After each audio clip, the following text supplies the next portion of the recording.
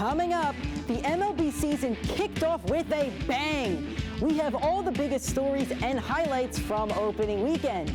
Also, Jamal Adams is heading to Seattle, but should Seahawks fans be satisfied with the trade? All this and more on Full Sail Live.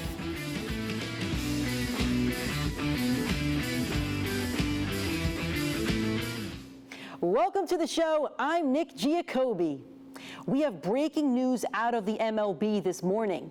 ESPN's Jeff Passan is reporting that 14 members of the Miami Marlins have tested positive for COVID-19. The MLB schedule may need to be reshuffled this week as they tackle this tough challenge. Marlins starting pitcher Jose Urena was scratched from Sunday's game against the Philadelphia Phillies after he tested positive for coronavirus.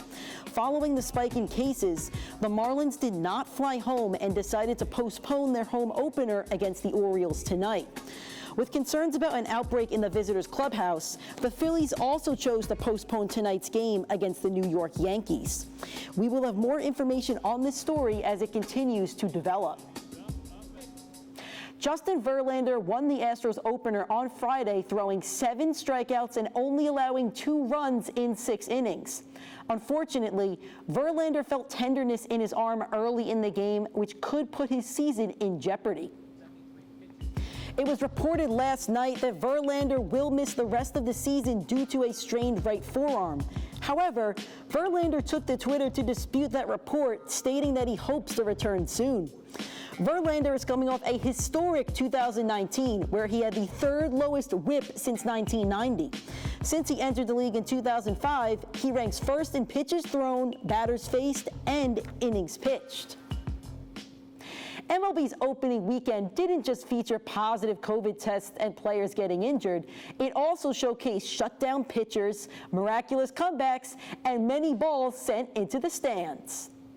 We're going to kick things off at Citi Field. Braves against the Mets in the top of the 3rd. Braves are up 3-1 with bases loaded. Dansby Swanson lofts one into left field. 2 runs are going to score, and the dugout wants more. Well, guess what, Braves? Swanson's going to give you more. Top of the 4th, Braves up 7-1. It's a deep shot into right field. 2-run home run for Swanson. Swanson led the team with 5 RBIs. Braves win the game 14-1. Going out to Fenway Park, Orioles versus the Red Sox. We're in the top of the 3rd now. Orioles are up 2-1. Jose Iglesias singles into left field. Anthony Santander would speed around the bases and score from first, putting the Orioles up 3-1. We're going to go to the top of the 4th. Orioles up 4-1. It is Santander again, sending one to the right field stands. Orioles would end up winning the game 7-4. Into Tampa, the Blue Jays and the Rays would go into extra innings. Top of the 10th, Lourdes Gurriel Jr. hits a ball. It's caught, but Santiago Espinal tags up and scores for the Blue Jays. Bottom of the 10th, last chance for the Rays, down 5-4. Kevin Kiermaier lasers it to right field. 1 runner scores to tie it up. Another runner scores from second to win the game. Rays win 6-5. Heading out to Washington, D.C., Yankees at Nationals, top of the 7th with the Nationals up 2-0. Gleyber Torres drilling one to left field, putting the Yankees on the board, and that's up 2-1. Going to the top of the 8th, the go-ahead run is at second base in a tie game. It's going to be Gleyber Torres again because we're celebrating Gleyber Day. Single to left field. Gleyber gives the Yankees the lead 3-2 going into the 9th inning. Zach Britton on the mound for the Yankees trying for the save. Emilio Bonifacio at second base. He tries to steal third, but he's going to miss the bag. Tagged out by Gio Urshela. Yankees would end up winning this game 3-2 and would win their first series against the defending World Series champs to open up the season. Following the game, Aaron Boone spoke to the media about Gleyber's performance. You know, he's been clicking now really all of summer camp, and hit a couple balls on the screws in the first 2 games.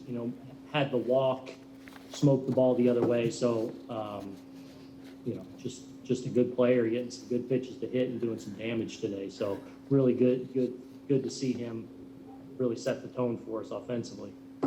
I feel a little bit more confident. I mean, the first couple games, I feel too excited. But today, I just try to do the same I do always. I try to put the ball in play. And I get few opportunity to help the team. I think I do my job. And all the hitters, the first couple innings, Corbin throw really good, but everybody start doing the adjustment. So we get better and better in the last few innings. After the break, we have details on the blockbuster Jamal Adams trade to the Seahawks. Also, you've got fantasy questions, and I have those answers. Find out who you should target in your fantasy leagues. After weeks of demanding to be traded, Jamal Adams finally got his wish.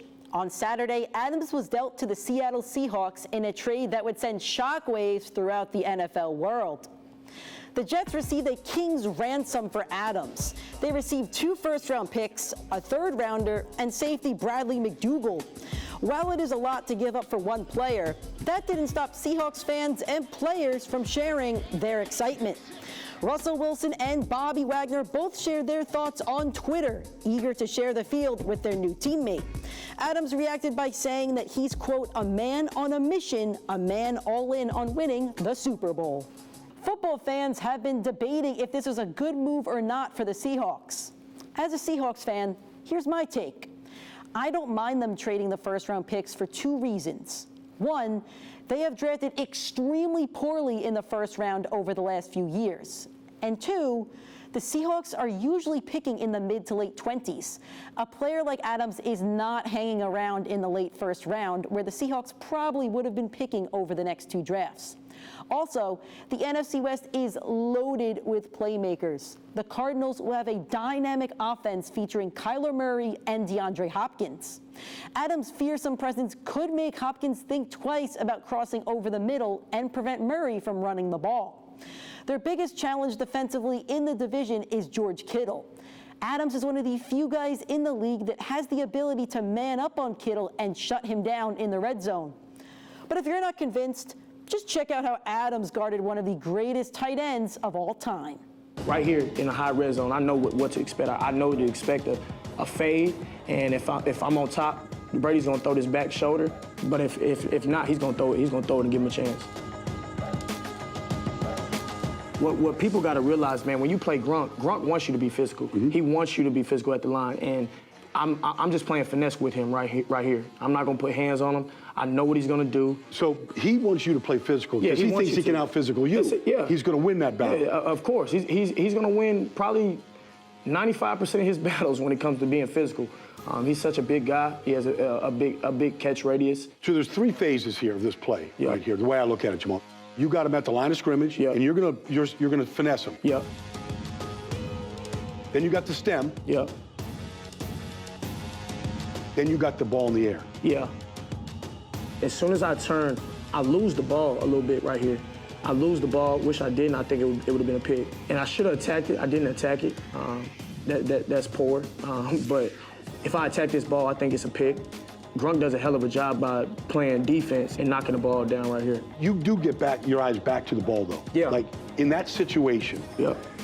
Do you feel comfortable playing blind and man and just a man turn, or do you like getting back? I like looking back, man, because at the end of the day, you got to get your hand on the ball. We're now going to switch gears from one of the NFL's top defensive players to some of its best offensive players, because it's time for Nick's Picks. Finding solid running backs is essential if you want to win your championship. This week, I have one running back I love, one I'd stay away from, and one sleeper. In his rookie season, Josh Jacobs rushed for 1,100 yards and 7 touchdowns. He finished 7th in rushing yards among running backs. Oh, and just to be clear, he did that in only 13 games. Jacobs could be the heartbeat of this Raiders offense to relieve some pressure from Derek Carr. I foresee Jacobs being a bell cow and a touchdown machine. I suggest you grab him in the early rounds and let him lead you to victory. Kenyon Drake had an explosive second half of 2019, becoming the 4th highest scoring running back over the last 8 weeks. However, he's currently projected 6th ahead of players like Derrick Henry, Aaron Jones, and the guy I just mentioned, Josh Jacobs. Drake has a lot of upside, but I can't trust him as my RB1 in fantasy, knowing that he hasn't carried the load of a full season yet. If you do draft Jake early, I suggest grabbing another top running back in case he doesn't live up to the hype. One running back you cannot sleep on is Devin Singletary. Singletary had a stellar rookie season. After beating out Frank Gore for the starting role, he helped the Bills reach the playoffs. Singletary's 5.1 yards per carry was 6th best among running backs. Over the last 8 weeks, he averaged 75 yards a game. If he's there in the mid to late rounds, make sure you snag him. Still to come, we will break down the exhibition games from the bubble. Also, what does Randy Orton have planned for tonight's episode of Monday Night Raw? We'll discuss all that when we return.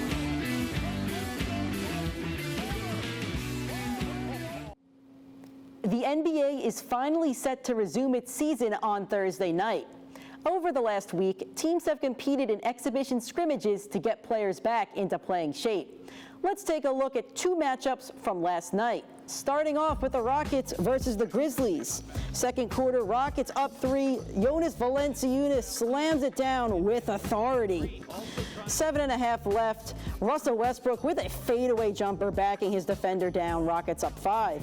Next Rockets possession, Jeff Green with a nice pump fake and finishes the dunk. Green finished the day with 18 points. 1.5 minutes left in the half. James Harden in transition pops a 3 in his defender's face and nails it. 8 seconds left now. Ja Morant gets down the floor pretty quickly. Morant gets it in. Morant would lead the Grizzlies in scoring. In the third quarter now, Morant's going to pick things up right where he left off and punches it in. Took a nasty fall, but don't worry, Ja was okay and kept on playing. On to the fourth, Rockets up 10. Harden's going to put the Grizzlies to sleep. The Beard finished with 31 points with 5 3-pointers. Now going on to the Trailblazers versus the Rockets. First quarter, Kyle Lowry pulls up and nails a 3. Blazers up 2. Next possession, Lowry lobs it up to OG, who hammers it down, tying things up at 12. Lowry then coming off a screen for yet another 3. Lowry would finish with 13 points. Beginning of the third, Raptors get a defensive stop. Norman Powell drives. The ball's going to find its way to Serge Ibaka, who slams it down. Later in the third, 2-point game. It's going to be Ibaka again, this time draining a 3. Ibaka would lead the Raptors in points with 19. Raptors up 7. Lowry's going to pop another 3 with a defender in his face. Raptors outscored the Blazers 38-21 in the third. Late fourth quarter, the Blazers need a stop. They almost get it, but Paul Watson secures the Raptors' victory. His only points of the game. Raptors win by 6. The NBA season kicks off with the Jazz taking on the Pelicans on Thursday night. Tonight's episode of Monday Night Raw is sure to give us some memorable moments. But first, let's take a look back at how last week's show ended to refresh your memory. Oh, no, not this. Not this. Orton in the corner. This is the punt to the Big Show.